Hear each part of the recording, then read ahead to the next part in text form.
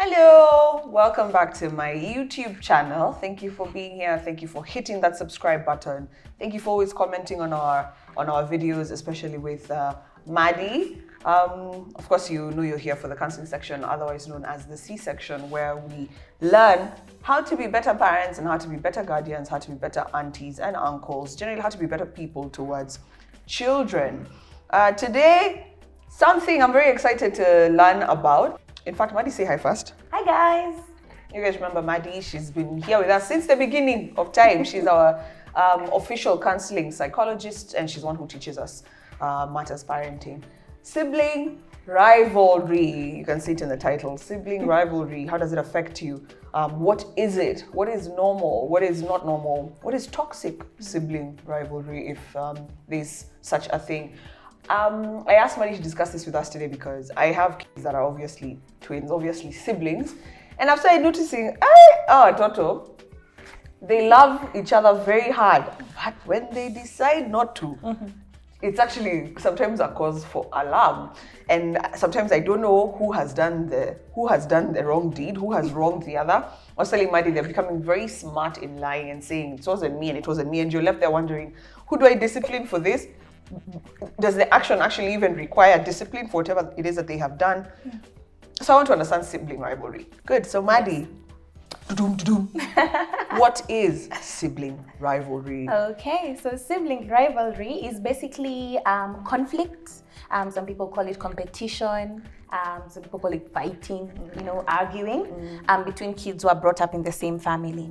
Yeah, and we say kids brought up in the same family because it doesn't have to be, blood siblings necessarily. As long as kids are brought up in the same family, could be a cousin, and it's still sibling rivalry. Okay. So that is how we, I think that is how we best define sibling rivalry. Okay. Yes. Okay. And I guess as we define it, it would be good to talk about how can you tell? Yeah. Yes. So then how can you tell, or what are like the characteristics of sibling rivalry? Yeah. It often manifests as maybe for the small ones, name calling. You've mentioned lying, like this one has done this and it's not true, hiding things. Snitching. Yes, snitching. Yes, tattling, yeah. Oh, snitching, wow. Yeah. Snitching, hiding things that belong to the other, taking things that belong to the other sibling. And that's just the safe one, so to speak. The one that's not maybe as alarming. Yeah. Okay, so Maddie, how do I recognize that this is sibling rivalry? How does it look like? Yeah. Okay, so it could look like, I think you were asking what is normal and what is toxic as well. Yeah. So what is normal or typical? It could be. First of all, let's talk about the most common way that people think it appears, and that is whenever a child who was typically either an only child gets a new sibling, right? So in that case, then there might be competition for parents' attention. There might be something actually interesting about that when a new sibling comes along. And it doesn't have, just as long as there's an older child and there's a new sibling, there can also be regression, where the older sibling starts, maybe using baby talk, or starts bedwetting again, or starts sucking their thumb, or just putting themselves in a situation of dependence, because they've realized, the parents' attention is focused on the baby, because the baby is dependent. So they're like, I'm also dependent, So those are the typical ways. Technically, sibling rivalry should not be normal, and we will talk about it. Oh, really? Yes, it should not be normal. It should not technically be normal. Well, it is, or rather, some extent of it should not be normal. Okay. Yes, because it's really dependent on the parent and what the parent does. Okay. That's why we say it's not necessarily normal. It's not a given. Okay. Yes. Okay. So, but it could also get very intense, and that is when we talk about, siblings actually physically fighting, or, when it stops being just name calling, where it could be, maybe innocent name calling, when it becomes now verbal abuse. But actually, the thing about it could also be manifested as displacement. So you might find that your kids are not necessarily fighting, but maybe just based off the context, maybe those are the rules. You don't fight in this house based on what the parents have said, but you find now the kid decides to displace. So you find they're being mean to their cat or to their dog. There's something I've also observed as I've worked with children. There was a child who used to bully. After understanding their family context, I understood that they would bully people who look like their siblings. They would never do anything to their siblings, but they would bully people who look. So if their sibling had perhaps a certain, one of the siblings had dreadlocks, I remember. Yes. Now they'd bully a certain child who had dreadlocks as well. One of their siblings looked a certain way. Yeah. So instead of dealing with, because at home they're not allowed to express themselves, they would direct it or displace it to someone else. Oh, so this projection is what you're calling displacement. Yes. Jeez, man. Yeah. Maddie, that's crazy. I had no idea that can happen. So, because you have said siblings, for example, doing some name calling, whatever, that's okay. Is that okay? Yeah. It's not, because now that's more towards the aggression. And it will be either people, because they could turn into bullies, or like we said, people who remind them, or it could be pets. You find there's a child I know who drowns cats in their pool. You know, yes. So this child is not a murderer. They're just not able to express their feelings. Yes. Guys, watch our episode on why it's important to have your child learn how to express their feelings, name their feelings, and manage their feelings. Because you start getting a child who's drowning your cats, and then you think you're raising a serial killer, but that's just a child whose feelings are so, what do you say? Like muffled. Muffled. You muffled this child so much. The only way they can express themselves is through killing animals. Yeah. That's crazy. Yes. But that is the impact of sibling rivalry. So how are you able to tell that this child was muffled? This child was silenced? When you eventually talk to the child, you realize that the themes that are coming up are just about, unlike my sibling, there's so much pressure, so then for them that was the way to release it, because in their home it is no conflict. And that is why we're emphasizing that just because you don't see them fight doesn't mean if and we'll be getting to the why it happens. If those conditions are still there, then that child might be displacing the feelings they have towards their sibling somewhere else. And for some now it could get really worse. Now that's not even bad, Ivy. And one of the ways it could get worse is because if sibling rivalry is not managed, like you said, it gets to adulthood. And it becomes now, when people are adults, when studies have been done on adult sibling rivalry, they've noticed that people still perceive their sibling as they did when they were children. Really? Yes. So if there's so it will manifest as either competition. So you find my doctor has become a brother, I will become an engineer, or I'll also become what did I say? My doctor has become a brother. You missed it up. Sorry. Yes. So they're like so it could manifest in adulthood in that there's still competition. Competition, even you see it with regard to career, with regard to where they live. So when they're adults, they're like, you know what, even then they're not able to distinguish that, okay, now we are different people.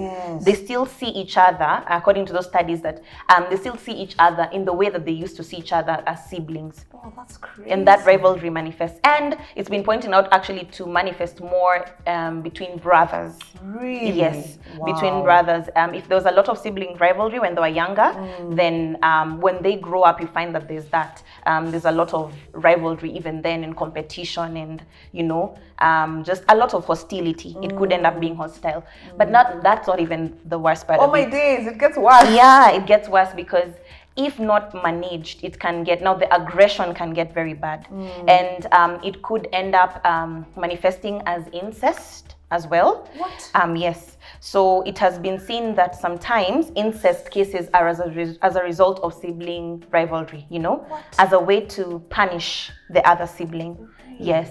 I read a story of a brother who, that is how he decided to get to his sister. Yes, by punishing her in that way.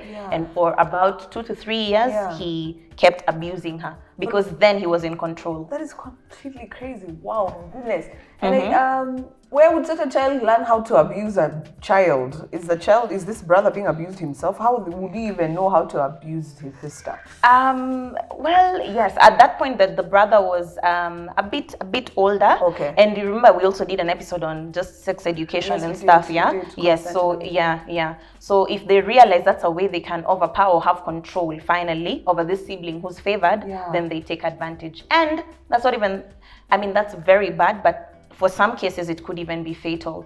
And I'll give an example. In my example, it wasn't fatal, and this example is with my cousins. Yeah. And I remember there's a time one of my cousins put their, or rather, just kind of like they put them in a drum and like kind You're of joking. yes, They locked them in a metal drum. like this plastic water drums. Yes, yeah.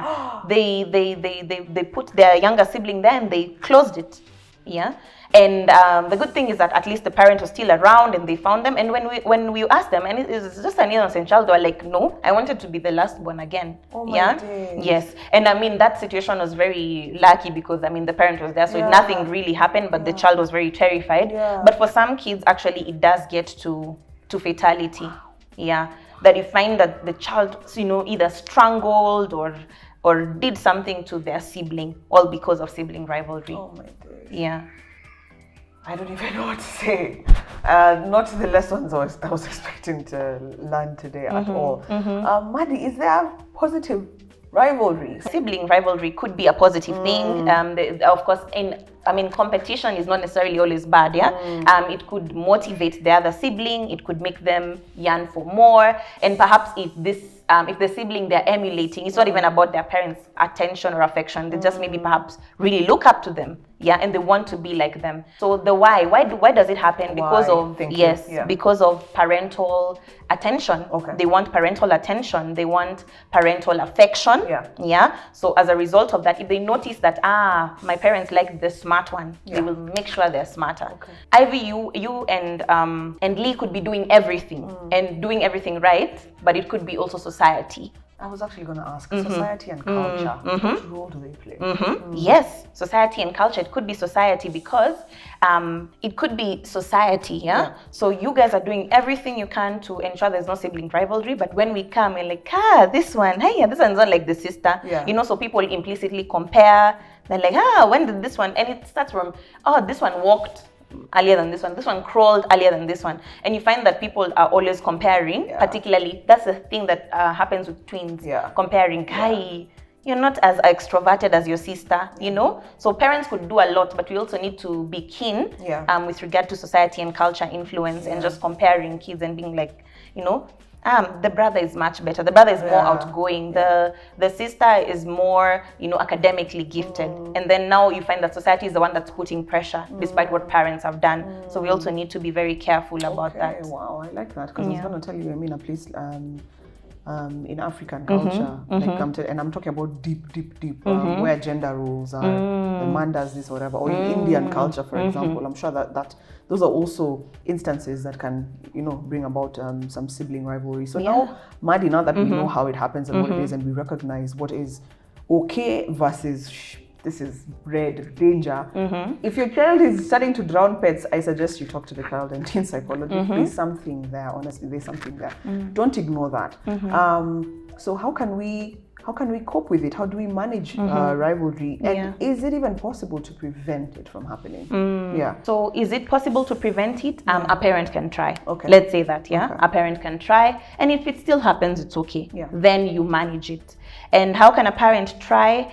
And a parent can try by just ensuring that the way that they treat their children, they ensure that there's no favoritism. Yes. I know we focus on the effects negatively, but sibling rivalry could actually teach them to negotiate, to stand up for themselves.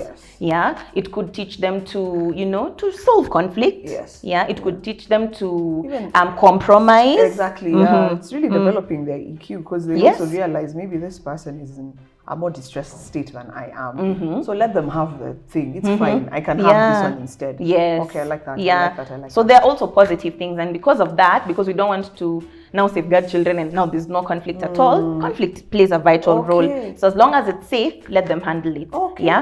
Another thing that is propagated by sibling, or rather that propagates sibling rivalry is, just scolding your child in front of the other child. Because what happens is if there's already sibling rivalry, the other child will either laugh at their sibling, my or God. they will use it against the other sibling. So what we should say is that praise your child. When they're doing good, praise them publicly in front of their siblings.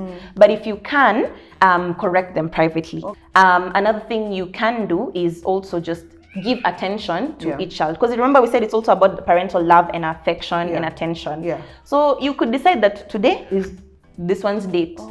Okay, and today this one we're focusing on this one, on this sibling. Tomorrow we're focusing on this sibling. And even as we do that, even as you give each child, just give them their proper time and do whatever they like to do. Another thing you can do, and this is another point, is just have family activities that bring them together. And another thing you can do is have family meetings. And in those family meetings, you're like, okay, everyone is going to talk. How are you feeling? And no one interrupts, so everyone shares what they're going through. And maybe this might come up, I feel my sister has been, I feel my brother has been. And in those family meetings you can come up with maybe fair fighting rules and just ways to resolve this conflict, so that no one feels muffled and no one feels misunderstood or unheard. And now let's talk about the typical way it happens. Remember we said the typical one is when there's a birth of a new sibling. So how can a new mom prepare? You prepare the child even when the child is in the womb. Start telling them, prepare them what is going to happen. Mommy might spend some time. Why? Because the child is a bit dependent. Would you like to help mommy? Involve the child then. Involve the child in choosing the colors for the room. Involve the child so that the child feels that, they're also part of the process and they won't be neglected. And sometimes when you get new babies, except COVID season, people come to visit. At that point, because they are very focused on the baby, focus on the other child. Cuddle them, take care of them. If people bring this child gifts for this child, make sure you bring for very the good. That's a rule. That's a rule. Yeah, definitely. So that at least they don't feel very neglected. So something like that, so that we can prevent adult rivalry. Because even if you're 15, if it's your birthday, I still have to buy your sister a birthday gift. At what point do you start realizing that sometimes in life there's number one, there's number two, there's number three. Sometimes in life it's your birthday and it's not your birthday. At what point do you now stop someone? Okay, but that's okay. Because unless they can point out, why did she get a bike and I got a toy truck? As long as there's no implicit inequality or unfairness, it doesn't mean now that every time you do. But if your child is feeling like, that's a bit unfair, and it really hurts them, then maybe then you can just comfort them in that way. Okay. Wow, Maddie. As usual, class. I'm like, wow, I didn't actually. Today I'm in school. I'm in school. Maddie, please give us a parting shot for anybody who's watching this and they were having thoughts about sibling rivalry. What would you want them to leave this video knowing or remembering? I'd like them to remember that ultimately, remember we said all behavior communicates a need, and an unmet need, especially an unpleasant behavior. So just even with rivalry, it's communicating a need. And most of the time, it's about you as a parent. You have control. We've talked about very extremes. And in those extremes, it has been found, even when studies have been done, when it's got an extreme like death or abuse or things like those, even adult sibling rivalry, it has been found that if parents intervened, if parents taught the right skills, then it wouldn't manifest to be a bigger thing, because it doesn't just start like that. It doesn't start as abuse. It starts at little things. And if you don't manage that, then that's when it grows. So parents, your children want your affection, they want your attention, they want to be treated fairly, they want to feel like they belong. So please, please, please, in as much as you can, do that. And if it still happens, it's okay. Manage it in the ways that we've talked. Thank you, Maddie. And I keep saying the reason I do this is to learn, because when you know better, you do better. So as Ivy, I'm really trying to kill that narrative of us who raised this when we're okay. I get it, it's fine, but learn better. You were raised a certain way, but there's better ways to do it. Remember, subscribe to this channel. In fact, switch on the notification bell so that you can get notified anytime I upload a new video. follow the child and teen psychologist on Instagram. Reach out to her in case you have any issues with your children or something is going on in your home and you're not very sure about. The reason actually the C-section was born was because I had an issue. I reached out to her. She helped me so much. I was just like, Maddie, we need to share your knowledge with the rest of the world. Guys, until next time, see you.